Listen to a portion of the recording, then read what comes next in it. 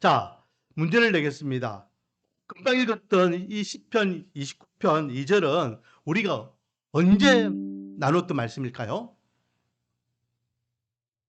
전부 다 얼굴 표정 보니까 우리가 그런 이 말씀을 나눴나요? 뭐 그런 표정인데, 이 시편 29편 2절 말씀은요, 송구 영신 예배 때에 나눴던 말씀입니다. 송구 영신 예배 때. 그러면 이 말씀이 왜 송구 영신 예배 때에 나눴던 말씀이 될까요? 그렇죠. 우리 2023년 표가 나는 예배자입니다 라는 표인데, 그 성구가 이 시편 29편 2절 말씀입니다. 그래서 앞에 나와 있잖아요. 여호와께 그의 이름에 합당한 영광을 돌리며 거룩한 옷을 입고 여호와께 예배할지어다. 아, 아, 기억력이 부족하면은 눈치코치라도.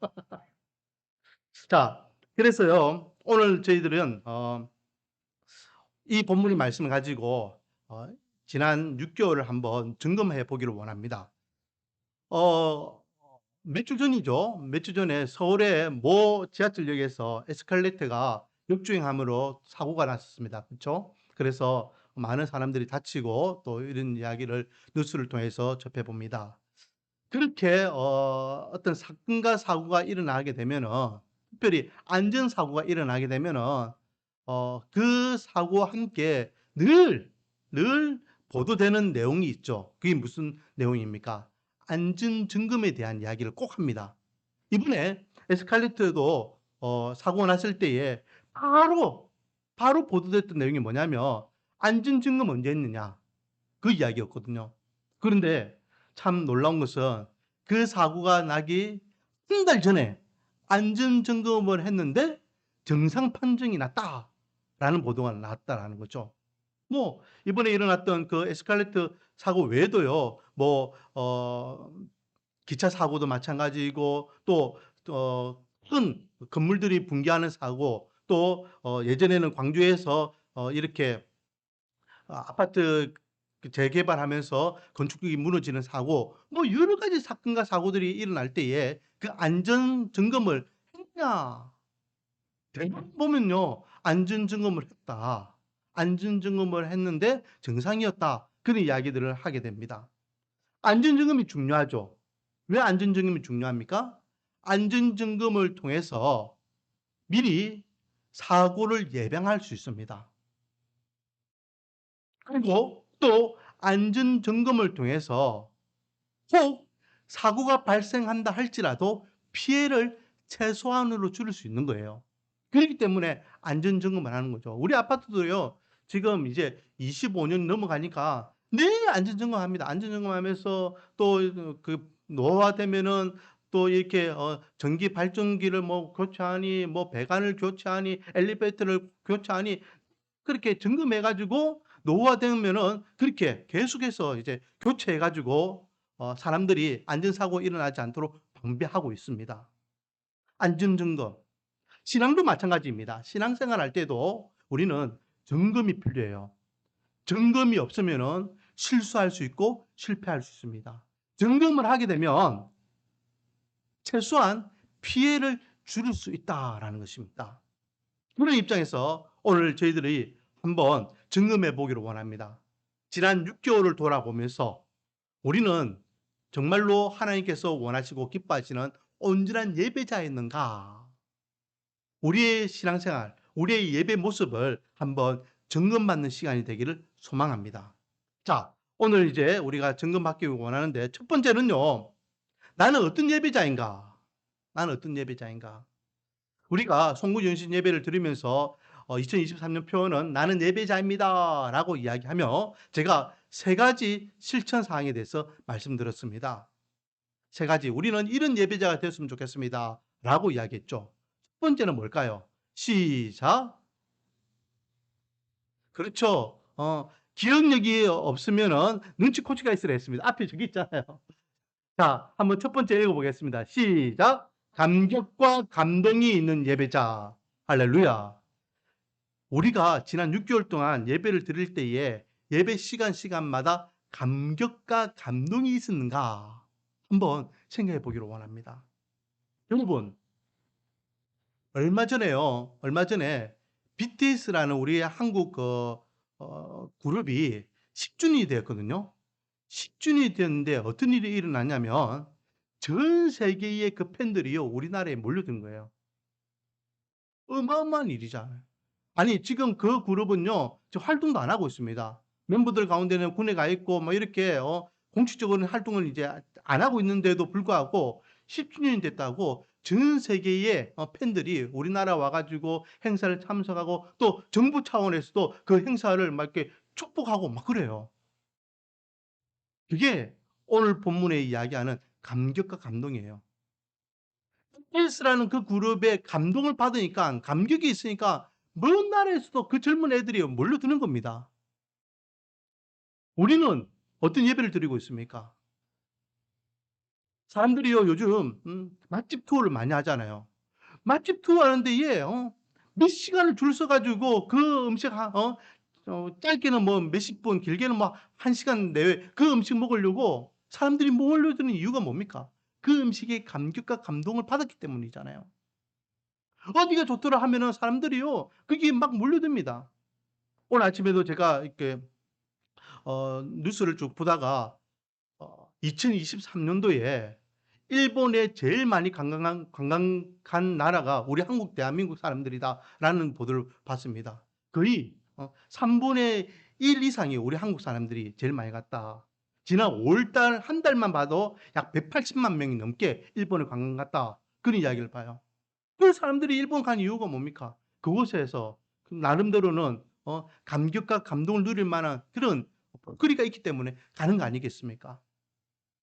그렇다면 세상 사람들이 자기의 먹거리, 볼거리, 즐길 거리에 감동을 받아서 몇 시간이고 먼 나라고 어떤 돈이든 아낌없이 다 투자해서 가는 그 모습이 오늘날 우리에게 예배자의 모습을 가지고 있는 우리에게는 그런 모습이 있는가? 우리는 예배 드릴 때에 얼만큼 감격을 가지고 감동적인 예배를 드리고 있는가? 여러분, 그러면 이렇게 이야기하겠죠. 목사님, 분위기가 안 다르잖아요. 뭐 시설이 그렇잖아요. 뭐 환경이 그렇잖아요. 여러분, 진짜 감동과 감격이 있는 예배를 드릴 수 있는 진짜 원인은 어디에 있습니까? 예배 드리는 우리 자신에게 있는 거예요. 내 마음가짐이 어떤 마음가짐이냐? 내가 어떤 감동이 있느냐? 감격이 있느냐? 그러면 우리는 어떤 장소에서든 관계없습니다. 만약에 장소와 분위기를 따진다면요. 초대교회 성도들을 한번 생각해 보세요. 카타콤이란 들어보셨습니까? 카타콤. 로마의 그 핍박을 피해 가지고 믿음의 사람들이요. 이제는 도망가다 더 이상 도망갈 데가 없으니까 어디로 숨어 들어갑니까? 땅굴로 숨어 들어가는 거예요, 땅굴로. 수세기 동안 그 땅굴에서 그냥 거기서 태어나서 거기서 죽는 겁니다. 그런데 그곳에서 그들은 어떤 예배를 드렸을 것 같습니까? 끔찍하게 습하고 냄새나는 곳에서 햇빛 하나 보지 못하며 살다가 그냥 죽는 그 인생들. 그런데 그들은 그런 환경 가운데서도 감격과 감동 있는 예배를 드렸습니다. 왜요? 그들에게는 무엇이 있었기 때문에. 따라하겠습니다. 십자가의 은혜가 있었다. 할렐루야. 그렇습니다. 답은요. 십자가의 은혜입니다. 십자가의 은혜. 죽을 수밖에 없는 날 살려주신 그 십자가의 은혜를 한번 생각해 보세요. 우리가 감사할 수 있잖아요. 감동이 넘치잖아요. 왜 그럽니까? 하나님 나를 왜 사랑하셔서 친히 대신 못 박아 돌아가셨습니까? 감격스럽지 않습니까? 누군가 날 대신해 죽는다. 누군가가 날 대신해서 죗값을 치렀다. 감동적이지 않습니까? 우리가 십자가의 은혜를 생각한다면 매 예배 시간이 감격과 감동 있는 예배자가 될 줄 믿습니다. 지난 6개월을 한번 돌아보세요. 나는 어떤 예배자였는가? 내가 드리는 이 예배가 감격과 감동 있는 예배자였는가? 십자가의 은혜가 흘러넘치는 예배였는가? 두 번째는 자 읽어 보겠습니다. 시작. 은혜의 자리를 사모하는 예배자. 십자가의 은혜가 우리에게 있어서 감동이 드려지는 예배라면 그 은혜의 자리를 사모하는 마음이 있어야 되겠죠.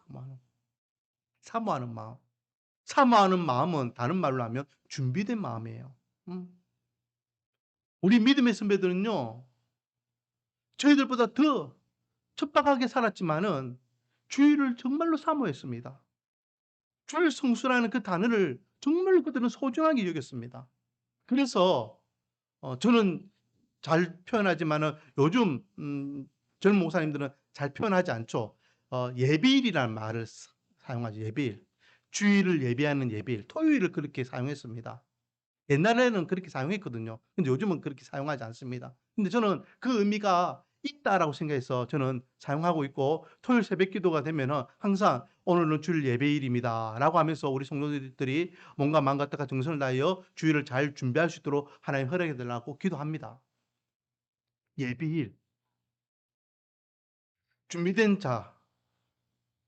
여러분, 우리가 그 레위기를 말씀을 묵상하면서 "안식일을 거룩히 지키라." 또는 절기를 지킬 때에 하나님께서 그 절기를 온전하게 지키기 위해서 이스라엘 백성들에게 안식일이나 절기 때에 하지 말라고 했던 게 있습니다. 그게 뭔지 아십니까? 뭐 하지 말라 했습니까? 안식일에는 아무 노동도 하지 마라. 절기를 지킬 때에 유월절이나 칠칠절이나 또 초막절을 지킬 때에 아무 노동도 하지 마라라고 말씀하셨습니다. 그게 무슨 의미가 있을까요? 일하지 말라는 게 어떤 의미가 있을까요? 그냥 문구적으로 일하지 말라 해 가지고 그냥 일 안 하는 거 그 자체가 중요한 거냐? 그게 아니에요. 일하지 말라는 것은 뭐 하라는 겁니까? 하나님께 집중하라는 겁니다. 집중하라. 생각해 보세요. 음. 밖에 나가서 양치고 있다가 예배 시간이네 와 가지고 예배 드리면은 그 마음이 지금 어디 가 있겠습니까? 양한테 가 있는 거예요. 콩밭에 지금 마음이 가 있는 거나 마찬가지잖아요. 그래서 직장, 가정 모든 거 다 올수습하고 오직 하나님께 집중하기 위해서 그렇게 노동하지 말고 하나님 앞에 온전히 제사를 지내고 절기를 지키라라고 말씀하신 겁니다. 그러면 온전한 제사와 온전한 절기를 지키기 위해서는 뭐 해야 됩니까? 그날을 온전히 지키기 위해서는 다른 날, 그날 할 것까지 이미 다 준비해야 되는 거예요. 그래서 준비된 예배, 준비된 줄 성수. 우리는 예배 드릴 때에 얼만큼 이 예배를 준비한 마음을 가지고 예배를 드리고 있습니까? 하나 못해요. 우리가 어, 장례식을 가든지 아니면 결혼식을 가더라도 거기에 맞게 준비해 가잖아요. 우리가 예배를 드릴 때에 얼만큼 준비해서 이 예배를 사모하는 마음으로 참석하고 있는가? 지난 6개월을 한번 생각해 보자는 겁니다. 그리고 세 번째, 시작. 삶으로 드리는 예배자. 네. 예배는요, 교회 안에서만 예배 시간만 드리는 것이 예배가 아닙니다. 그것만 예배라고 생각하면 그거는 종교 행위예요. 따라하겠습니다. 내 삶 자체가 예배이다. 물어보겠습니다. 하나님은 교회 안에만 계십니까? 하나님은 이 교회 안에만 계십니까? 아니잖아요. 하나님의 편재라고 이야기합니다. 하나님은 이 세상 어디든 다 계십니다. 그래서 제가 중고등 애들 가르칠 때는요, 이렇게 이야기합니다. 하나님은 네 똥 누고 있는 화장실에도 계신다. 우리가 어디든지 깊은 바다에 가도 그곳에 하나님이 계시고 높은 산에 올라가도 하나님이 그곳에 계시고 들판에도 하나님이 계신다라고 시편 기자는 고백하고 있잖아요. 저와 여러분이 믿는 하나님은 어디든 계셔요. 그리고 그렇게 하나님이 계시는 그곳은 우리가 예배드리는 예배 장소가 될 줄 믿습니다. 가정도 마찬가지고 직장도 마찬가지고 학교도 마찬가지고 우리가 생활하는 생활의 모든 전반적인 곳이 예배자의 삶이 되어야 될 줄 믿습니다. 그런 입장에서 우리는 온전한 신앙인이 되어야 돼요. 늘 하나님과 예배드리는 데에 하나님 앞에 우리가 살아가는 데에 우리가 부도덕하게 비윤리적으로 그렇게 살아갈 수 있겠습니까? 거룩한 척 있는 척 그렇게 교회에서는 그렇게 옷을 갖춰 입고 예배를 드리는데 막상 주일날이 끝나고 월요일부터 토요일까지 일주일 동안 세상에서 살 때에는 악독한 기업주가 되고 사악한 부모가 되고 그리고 사람들의 손가락 받는 이웃이 된다면 그는 온전한 예배자가 아니라는 거죠. 하나님 앞에 영광 돌릴 수 있는 하나님의 백성이라면 세상 사람들에게도 인정받을 수 있는 삶을 살아야 될 줄 믿습니다. 그래서 온전한 예배를 드렸던 우리 믿음의 선배들은 70년 전까지는, 우리나라 1970년 전까지는 '야, 그래도 교회가 낫다 야. 내 자식 잘 되기 위해서는 교회 보내야 되겠다.' 그렇게 부모들이 자식들을 교회에 보냈던 거 아닙니까? 나름대로는 선한 영향력이 있었기 때문에 교회의 장로님은 그 마을의 장로님이었다니까요. "우리 마을의 어른이십니다."라고 장로님들을 세워주고 목사님들을 세워줬다니까요. 그것이 단지 권위가 아니라 영향력이었다는 겁니다, 영향력. 원하기는 사랑하는 성도님 여러분, 우리 말씀과 은혜교회 성도님들은요, 하나님께 인정받는 하나님의 백성으로서 세상 사람들에게도 인정받기를 원합니다. 그러기 위해서는 삶 자체가 온전한 예배자의 삶을 살아야 될 줄 믿습니다. 화장실이든 주방이든 가정이든 학교든 직장이든 그 어디든지 하나님의 사람으로 당당하게 살아갈 수 있는 저와 여러분이 되기를 주님의 이름으로 축원드립니다. 자, 세 가지 한번 개인적으로 생각해 보세요. 나는 지난 6개월을 돌아볼 때 어떤 예배자였는가? 오늘도 우리가 예배 드리기 위해 이 자리에 나와 있는데, 내가 지금 드리는 매 예배 시간이 감격과 감동이 있는 예배인가? 예배 드릴 때마다 은혜가 넘치는가? 또 나는 예배를 드릴 때에 어떤 준비된 모습으로 예배를 참석하고 있는가? 그리고 교회 안에서만 예배가 아니라 내 삶 자체가 온전한 예배자의 삶을 살아가고 있었는가? 한번 개인적으로 점검해 보시기 바랍니다. 운동선수들은요, 슬럼프가 있습니다. 한참 잘 나가다가도 어떤 시점이 되면은 깊은 슬럼프에 빠져 가지고, 그래서 결국은 선수 생명이 끝나는 선수가 있는가 하면 그 슬럼프를 이겨내고 다시 재기하는 선수가 있다라는 거죠. 근데요, 차이점이 뭔지 아십니까? 모든 선수들은요 다 슬럼프가 있어요. 축구 선수든 야구 선수든 농구 선수든 다 어떤 한 시점이 되면은 한기 부딪히게 되는데, 그냥 깊은 수렁에 빠져 가지고 선수 생명이 끝나서 은퇴하는 선수가 있는가 하면, 그래도 재기가 성공하는 이유, 차이점이 뭔지 아십니까? 그는요, 그 슬럼프를 극복하고자 하는 노력이 있다라는 거예요. 어떤 선수는 자기가 타자를 하는 데에 그 타격의 폼이 한번 이렇게도 고쳐보고 저렇게도 고쳐보고, 농구 선수는 더 많이 골대를 향하여서 공을 던져보고 이렇게 자기의 뼈를 깎는 노력을 가지고 그 슬럼프를 극복할 때에 재기하여서 제2의 전성기, 제3의 전성기를 누리게 되더라라는 것입니다. 우리도 마찬가지입니다. 우리도 점검하면 됩니다. 점검해보고 점검할 만큼 내가 부족한 것이 무엇인지, 내가 고쳐야 될 것이 무엇인지, 내가 좀 못한 부분이 무엇인지, 그건 부끄러운 게 아니에요. 그리고 그것을 극복하기 위해서 노력하는 것입니다. 따라하겠습니다. 변화는 의지가 필요하다. 의지 없이 변화를 우리가 원하면 그거는 잘못된 생각이죠. 우리 정말로 변화된 삶을, 온전한 예배자의 삶을 살아가기 위해서 우리가 노력하면 그 의지와 노력에 맞게 우리는 온전한 예배자가 될 줄 믿습니다. 변화와 변하지 못하는 것은 나의 의지에 달려 있고 노력에 달려 있다라는 것이죠. 자, 그러므로 우리는 온전한 예배자가 되기 위해서 앞으로 이제 6개월을 또 살아갈 것이고, 이거는 단지 올 1년 동안의 캠페인이 아니죠. 우리가 신앙생활하는 자체가 예배자의 삶이기 때문에 주님 앞에 서는 그날까지 온전한 예배자가 되기 위해서는 우리가 다시 한번 우리의 몸과 마음을 가다듬고 또 준비된 자로서 우리가 재무장하면 하나님께서 원하시고 기뻐하시는 예배자의 삶을 살아갈 수 있을 줄 믿습니다. 원하기는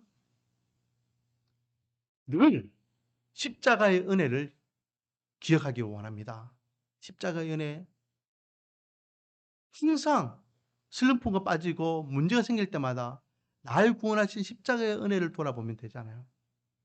죽을 죄인을 살려주신 것보다 더 귀한 은혜가 어디 있습니까?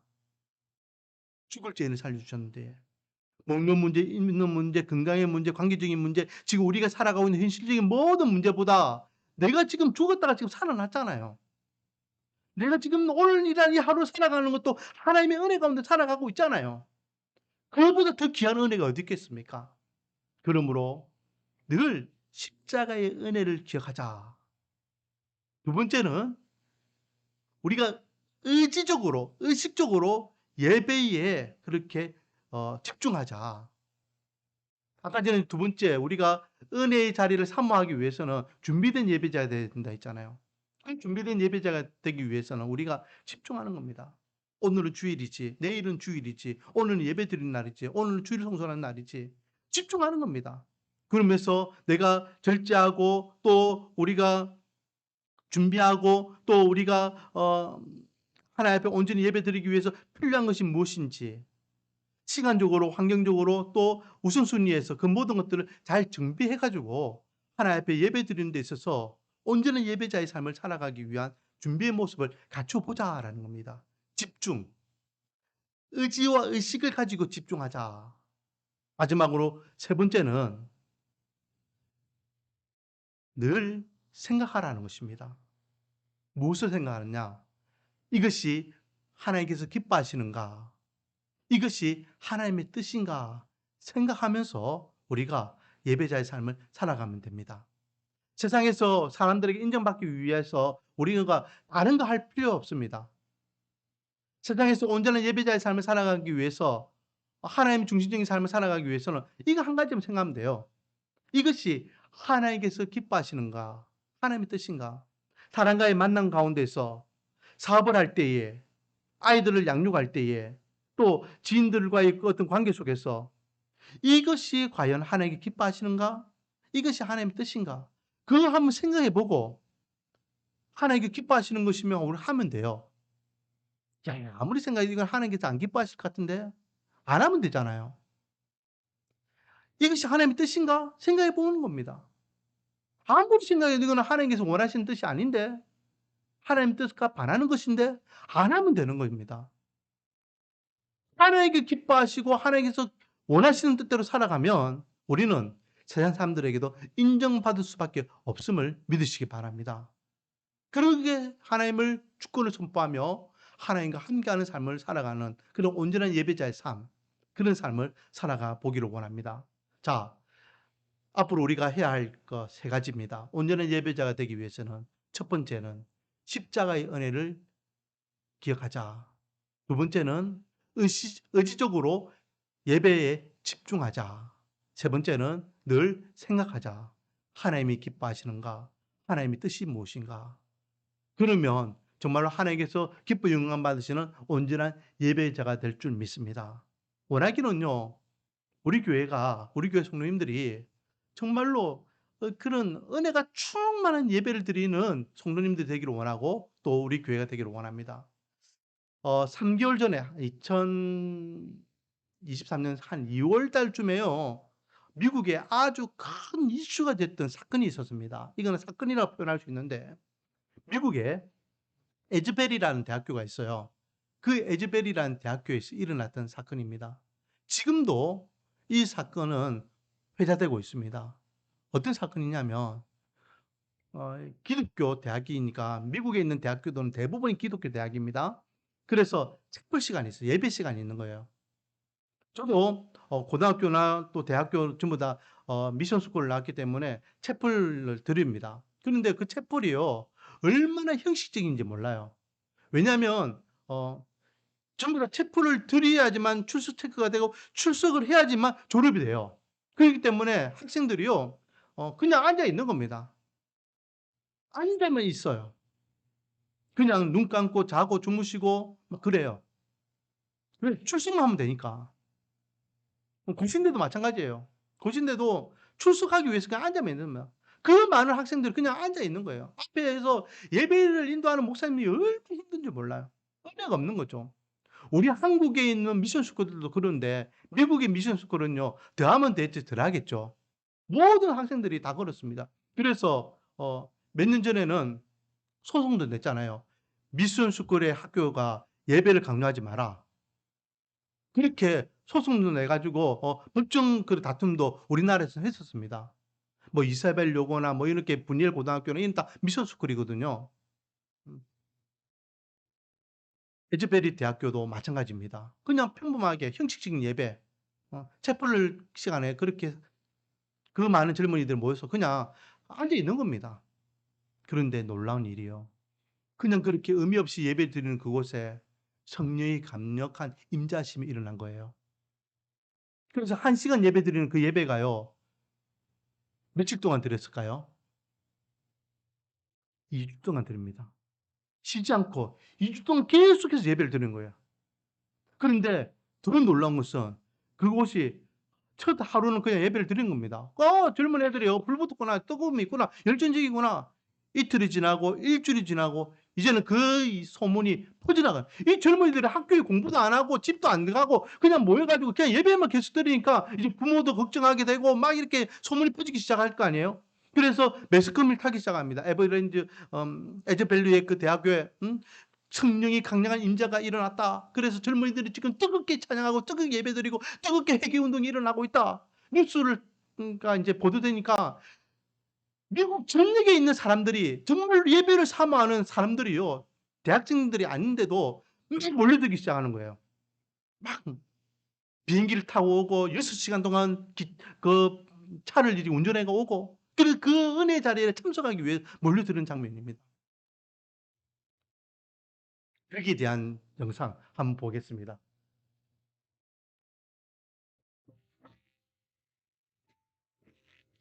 Been crying out for a revival in our city. We've been learning about revival, but never seen it.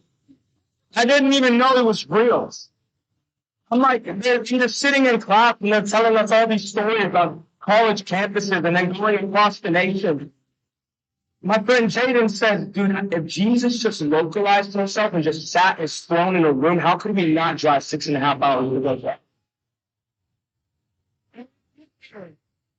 And we walk upstairs because we're kind of nervous, and then chapel starts, and immediately we just see people flooding in. And God said, revival isn't hype. It's ordinary people who are hungry.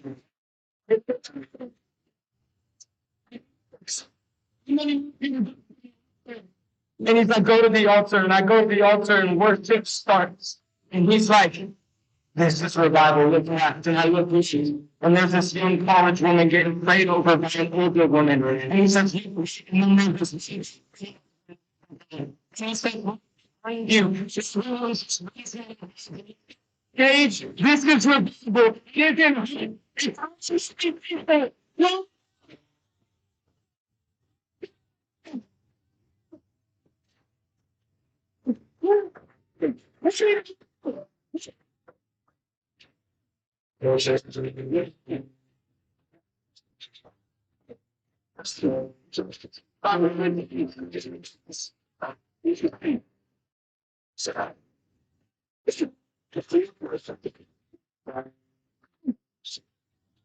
A year and a half of being Christ, it has been the greatest thing I have ever done.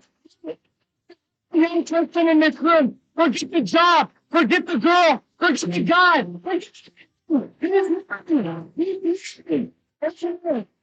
don't understand. All the chicken, if you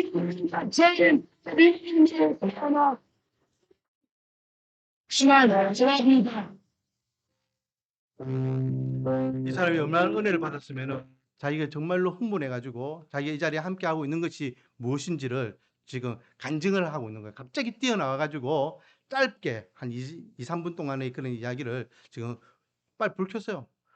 그렇게 간증을 하는 내용이었습니다. 이런 예배가 정말로 하나님께서 영광 받으신 예배이고 감격과 감동이 있는 예배가 될 줄 믿습니다. 미국이라는 곳이 지금 이렇게 크게 뒤집어지고 있습니다. 우리나라도 분명히 하나님께서 다시 한번 은혜를 주실 줄 믿고 우리 교회가 그런 예배자가 되는 교회가 되기를 원합니다. 기도하겠습니다. 아버지 하나님, 온전한 예배자가 되기를 원합니다. 입으로만 이야기